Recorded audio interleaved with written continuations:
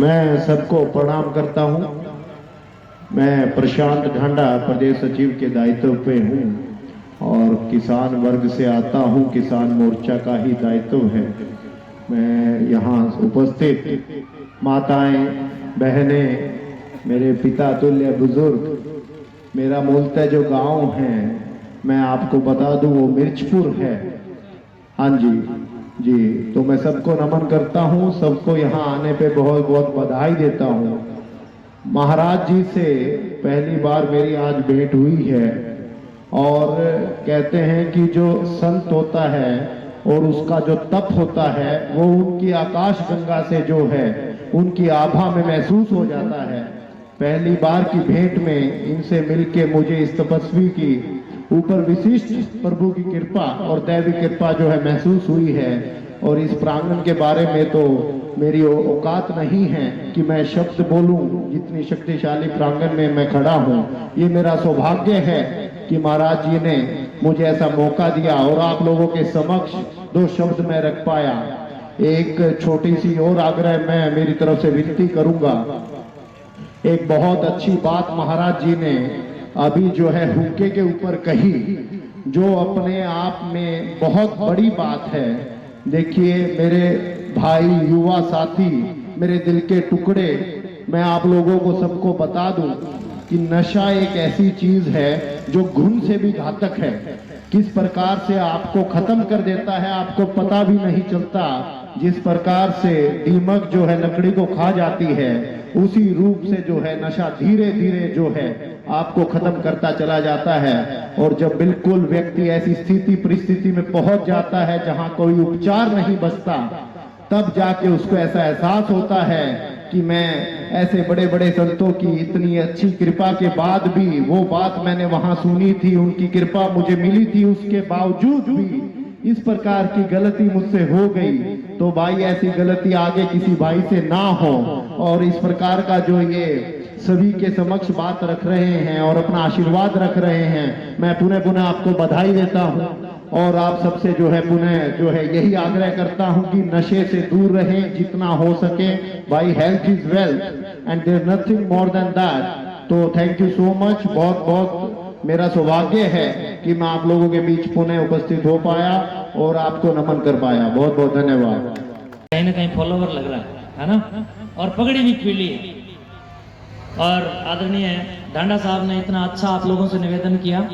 अब मैं आपको बताऊं, कुलदीप, इस कुलदीप के द्वारा अपने मठ की इतनी मदद की जा रही है और आगे भी की जाएगी। देखना अब ये लोग साधारण बुद्धि के लोग नहीं, ये नौजवान आपको पीली पगड़ी में जो दिखाई दे रहा है, ये अपने दादा काला पीर मठ का बहुत बड़ा शुभ चिंतक है और कई बार मठ में आए हैं। कई बार तो मेरी व्यस्तता रही है और कल मैं मिला, थोड़ा सा भागता भागता मिला।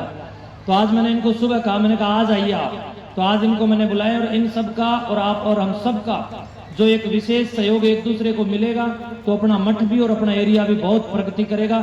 कल कुलदीप बोला महाराज जी, ये आपके गांव की ये जो सड़कें मतलब सीधा मेरे से नहीं कहा, किसी और के अंदर से मेरे से कहलाया। मेरे पास किसी थर्ड पर्सन से आवाज आई बीच से कि ये गांव की गलियां कितनी सड़ी पड़ी, टूटी पड़ी, फूटी पड़ी, इनका क्या किया जाए, इनका सुधार करवाएंगे हम आपके साथ मिलकर के।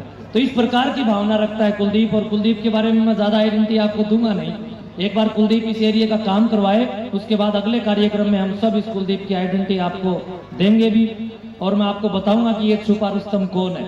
ये अपने मठ का और अपने गांव के प्रति बहुत अच्छी भावना रखता है। कि कुलदीप का ये मानना है कि इस इतने बड़े आध्यात्मिक गांव के चारों ओर तो बहुत शानदार सड़कें होनी चाहिए और गांव की गलियां टूटी फूटी नहीं होनी चाहिए। उसके लिए कुलदीप अपनी मदद करेगा, हेल्प करेगा। क्यों कुलदीप जी अवश्य करेगा ना? जी जी जी क्या गुंडा बनेगा अगर नहीं करेगा?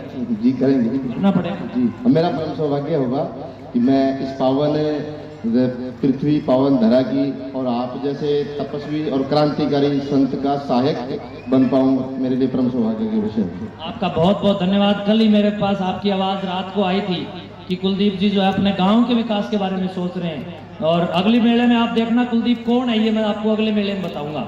तब तक आप ये देखना कि एक साल में हम लोग गांव के चारों ओर और गांव के विकास के लिए सरकार से किस प्रकार से हम मदद के लिए और गांव के सार्वजनिक काम के लिए हम लोग कहीं ना कहीं बड़े स्तर पर काम करने का विचार बना रहे हैं। और इसमें अपने गांव के भी काफ़ी अफसर हैं जो हमारा सहयोग करेंगे और गांव के बहुत जागरूक लोग भी हमारा सहयोग करेंगे और हम सब मिलकर के अपने गांव को बहुत आगे लेकर के जाएंगे, अपने गांव को विकसित करेंगे और अपने बच्चों को भी विकसित करेंगे। कुलदीप तेरा मेरे को पूरा सहयोग चाहिए भाई, और जी जान लगा देंगे हम पूरे। वैसे तो मैं इस एरिया के लिए नहीं, मैं तो सारे देश का हूँ। साधु किसी एक एरिया का नहीं होता, नेता एक एरिया का हो सकता है। तो ना तो तू नेता है ना मैं नेता हूँ, है कि नहीं? तो इसलिए मैं तेरे से एक संकल्प लेता हूँ कि हमारे गांव के विकास के लिए जरूर अपने युवा एनर्जी का सहयोग आप करेंगे। तो मैं उस संकल्प को दृढ़ करने का प्रयास करूंगा। पूरा हम सब मिलकर के करेंगे। बोलो दादा कालापीर जी महाराज की।